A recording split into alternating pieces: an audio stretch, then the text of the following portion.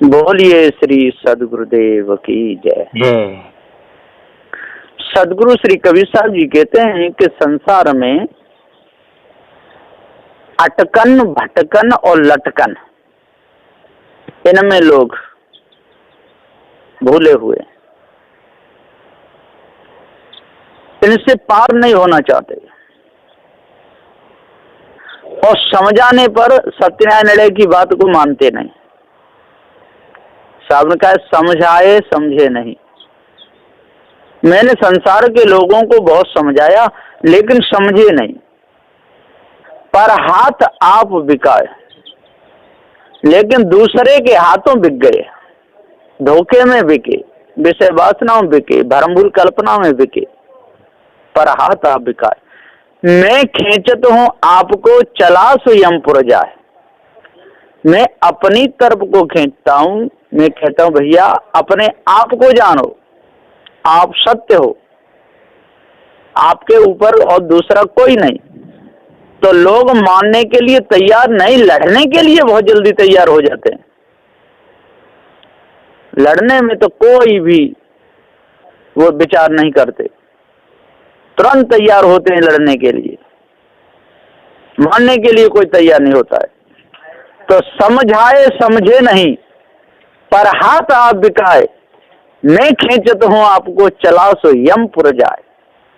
सदगुरुदेव कहते हैं यमपुरी को जा रहे हैं। यमपुरी कहते हैं जहां पर दंड देने वाले बैठे हों, जो दंड दे, कर्म का दंड दे, उसको यम कहते हैं। तो कर्म का दंड कौन देता? हमारे कर्म ही देते हैं। और जैसे हम कर्म करते हैं, जैसे हम किसी को मारेंगे और वो अध्यास टिक जाएगा तो वो ही बदला लेगा। तो जो हमको दंड देता है वो यम है। इसी प्रकार संसार में जिसके साथ में हम दगा करते हैं, जिसको काटते हैं, मारते हैं, सताते हैं, और वो ही हमको दंड देता है। तो सदगुरुदेव जी यहाँ पुकार के समझाते हुए कहते हैं कि सारा संसार इसी कर्म दंड में फंस करके और अपना जीवन बिगाड़ता है। और सही बात बताओ तो लड़ने के लिए तैयार। कोई लाठी उठाता है, कोई चाकू उठाता है, कोई कुल्हाड़ी उठाता है, सब के सब मारने के लिए तैयार हो जाते हैं। मैं खींचता हूं आपको, मैं कहता हूं कि भैया सब जो ब्राह्मण, क्षत्रिय, वैश्य, शूद्र सब मनुष्य हैं, क्यों आपस में लड़ते हो? क्यों पछता फैलाते हो? क्यों मानवता को हनन करके और पछता में जीवन जीते हो? तो बार बार मैं समझा रहा हूं, लेकिन बार बार समझाने से भी ये लोग मानते नहीं और समझते हैं कि इसका तो दिमाग खराब हो गया है, ये तो धोखे की बात करता है। झूठ बात को वो सत्य समझ लेते हैं और सत्य बातों को झूठ समझ लेते हैं और लड़ते झगड़ते रहते हैं, मारते काटते रहते हैं। देवी मैया को खुश करने के लिए बकरी बकरा काट देते हैं, खून बहा देते हैं, कोई कोई तो खून ही पी जाते हैं। ऐसे ऐसे लोग हैं। देवी मैया का प्रसाद है पत्थर की देवी मैया और जिंदा बकरा, काटने वाला जिंदा, वो क्या खून पिएगी, क्या मांस खाएगी? और यदि जिंदा भी हो उसके सामने काटो तब भी पाप तो पाप है, तो पापिनी हुई। पर यहाँ तो पापी काटने वाला ही है।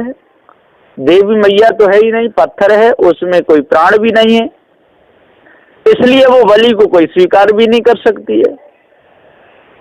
इसलिए समझदारी से यदि काम लेंगे तो भव से बच सकते हैं, और समझदारी से काम नहीं दिया तो अटकन, भटकन और लटकन, ये सदगुरुदेव जी बताते हैं। बंदी छोड़ गुरुदेव जी, आचार्य सदगुरु श्रीमान साहब जी बताते रहते हैं कि जो अटकन, भटकन, लटकन है, ये मुख्य बीमारी है। खानी जाल में अटकन और बाणी जाल में भटकन और माँ के गर्भ में लटकन। जो अटकन भटकन को समझ गया फिर वो कहाँ जाए? कहीं नहीं, पूरा रास्ता रुक गया, एकदम न चोर आ पाएगा। जो कुत्ता, बिल्ली, बंदर, सुकर, कुकर, मसा, मकरी, वहां कौन आएगा? कोई नहीं। सदगुरुदेव जी पुकारे कहते हैं सुकर, सूकर का ये सूंघ सूंघ करके चलने वाले, धोखे में फंसाने वाले, ये सब सूकर। कुकर का ये कुत्ता, ये हाड़ों को चूसने वाले, धोखा देने वाले, काशी मथुरा हरिद्वार नंदगांव भटकाने वाले। बिल्ली, बिल्ली कई चूहा को पकड़ने वाली। तो ये बिलबिला बिलबिला के हंसे हंसे करके, गुलगुला गुलगुला करके, श्रृंगार कर करके सारे संसार को फंसाने वाले, सूकर कुकर बिल्ली। और बंदर उछल कूद करने वाले, रंग बदलने वाले, इस डाली से उस डाली पर, उस डाली से उस डाली पर कूदने वाले, नीचे ऊपर, ये सब सूकर कुकर बिल्ली बंदर। मशा कहते हैं ये मच्छर काटने वाले, और मखारी कहते हैं कि कोई भी चीज हो वहां पर बैठ जाए। इसी प्रकार से सारे संसार के लोग सारे संसार को फंसा रहे हैं, संसार ही संसार को फंसा रहे हैं, संसार में मौज ले रहे हैं और संसार को अच्छा समझ करके और संसार में डूब रहे हैं। ऐसी कहते हैं संसार की। तो साधु जी हम पुकार के समझाते हुए कहते हैं कि समझाए समझे नहीं। मैंने संसार के लोगों को खूब समझाया, समझाने में कोई कसर नहीं रखी, है ना। बड़े बड़े ज्ञानी, बड़े बड़े ध्यानी अटक भटक लटक रहे हैं। अब इस अटकन भटकन लटकन से जब ही छूटेंगे जब इनको पार ज्ञान पूरा हो जाएगा। लेकिन नहीं मानते, मर्यादाओं को नहीं समझते। एक ही सिद्धांत में कितने झंझट, कितनी लड़ाई, है ना। बड़ों का आदर नहीं, सबके सब बराबरी करना चाहते। सदुदेव जी पुकार कहते हैं कि कागा खाबे जोड़री और बोले वचन भवंग, और हंसन की सरोवर करी तो उड़न कहते हैं संग। सदुदेव जी पुकार के समझाते हुए कहते हैं कि कौवा यदि हंस की बराबर करना चाहे तो नहीं कर पाएगा। इसी प्रकार से जो बड़े पुरुष हैं उनकी बराबरी छोटे करना चाहे नहीं कर सकते हैं। जो गुरु हैं, जो सर्वोपरि माने गए हैं, उनको आगे लाया गया है, उनकी बराबरी यदि सभी करने लगे तो विघटन हो जाता है, झंझट होता है, लड़ाइयाँ होती हैं। तो सदगुरु श्री कबीर साहब जी पुकार के समझाते हुए कहते हैं कि मर्यादा का पालन लोग नहीं करना चाहते और लंबी चौड़ी बातें कर करके आगे बढ़ना चाहते हैं। तो सदगुरु श्री कबीर साहब जी कहते हैं कि ऐसा कभी होता नहीं है। जो अपने आप को जान गया और दूसरे को जनाया और वही ज्ञान उसने जाना वही दूसरे को बताया, तब भी बताने वाला बड़ा होता है, जिसको बताया वो छोटा होता है। विद्या एक ही है। जैसे ट्रक चलाने वाला कोई ट्रक चलाता है और साथ में किसी को रखा, उसे मालूम नहीं है कि बोल्ट इधर को खुलता है कि उधर को, अब खोलना बता दिया तो सीख गया। अब वो समझने लगे कि मैं इसकी बराबर हो गया, वो बराबर नहीं। कारीगरी में बराबर हुआ है पर जानकारी में नहीं। जानकारी तो उसी ने दी थी कि इस प्रकार से बोल्ट खुलता है। अब वो कहेगा नहीं मैं तेरे को मानता ही नहीं, वो तो वो मूर्ख है। तो सदुदेव कहते हैं मूर्ख के सिखलावते ज्ञान गांठ गा जाए, कोयला होए ना उजरा जो 100 मन साबुन लाए। मूर्खों को यदि सिखलाओगे तो ज्ञान गांठ का जाएगा और मूर्ख व्यक्ति कभी उपकार नहीं मानेगा। वो तो कह देगा नहीं उसी के बराबर हूं मैं, तो वो भी बोल्ट खोलना जानता है, मैं भी जानता हूँ। वो भी बिजली का तार जोड़ना जानता है, मैं भी जानता हूँ। फिर कम किस में? अरे पहले वो कारीगर था कि तू कारीगर था? कि पहले वो ही था, तो वो पहले हुआ तो और किससे सीखा कि उसी से, तो फिर तू छोटा हुआ वो बड़ा हुआ। जब मर्यादा में तो कारीगर वैसे बेशक बराबर हो गया, ये बराबर, लेकिन सीखा जिससे, तो जिससे सीखा जाता है सिखाने वाले सदा बड़े होते हैं और सीखने वाला सदा छोटा होता है।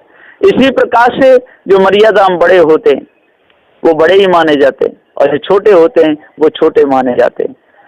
सदगुरु श्री कबीर साहब जी पुकार के समझाते हुए कहते हैं कि जब तक हम अपने आप को नहीं जानेंगे और जब तक मर्यादाओं को नहीं समझेंगे, जब तक भेद को पूरा नहीं जानेंगे, जब तक जड़ चेतन के भेद को नहीं जानेंगे, तब तक हम भटकते ही रहेंगे।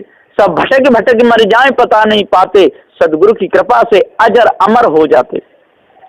तो ये कितना अच्छा सदगुरु श्री कबीर साहब जी का उपदेश है, पारक सिद्धांत का निर्णय है और इसमें मर्यादाओं का पालन है। सभी प्रकार से इसमें सब रीत रिवाज बताई गई है। यदि इस रीत रिवाज के अनुसार चलेंगे, पारक सिद्धांत के अनुसार चलेंगे और चेतन भक्ति करेंगे, चेतन पूजा करेंगे, अपने से बड़ों का मान रखेंगे, तो किसी प्रकार की कोई भी इसमें कालमा हृदय में नहीं आ सकती है। आएगी ही क्यों? जब हमने सत्य को जान लिया, सत्य अविनाशी चेतन जीव है, इसके ऊपर कोई ईश्वर परमात्मा नहीं, चेतन पूजा ही सार है जिनके द्वारा पारक ज्ञान किया कराया जाता है।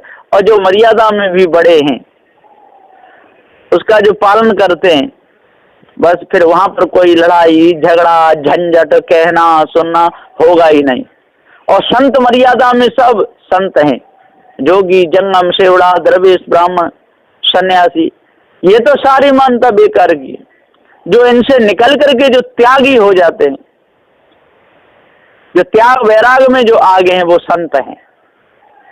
निर्णय जिनकी समझ में आ गया, जड़ चेतन का भेद जिनकी समझ में आ गया, मर्यादा जिनकी समझ में आ गई, दूसरे के साथ में छल नहीं करते, कपट नहीं करते, राग नहीं करते, द्वेष नहीं करते, बस वही संत हैं।